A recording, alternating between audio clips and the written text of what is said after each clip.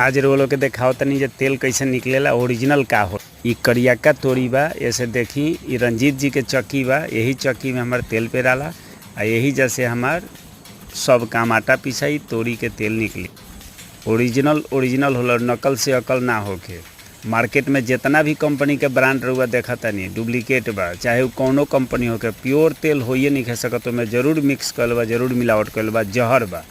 देखी तेल गरगराता, एकरे के कहल जाला ओरिजिनल। एकर भुजिया खाएम तो अलगे से खुशबू ओकर बता दी, चाहे एकर सब्जी खाई, पकौड़ी छान के खाई। मिलावट से एकदम बचे के बा तो सामने तेल पेरवाई लो, तोरी खरीद ली लो। 3 किलो तोरी में 1 किलो तेल निकलेला।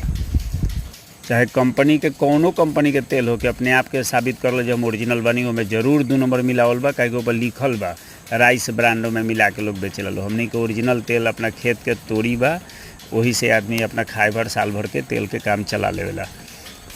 देख ली साथ में कार्तिक बाबू भी आयल बनी, कहीं जानी यहाँ के साथे हमरा जानी। अब 10 किलो तोरी पेरवैनी हो में 3.25 किलो 3.5 किलो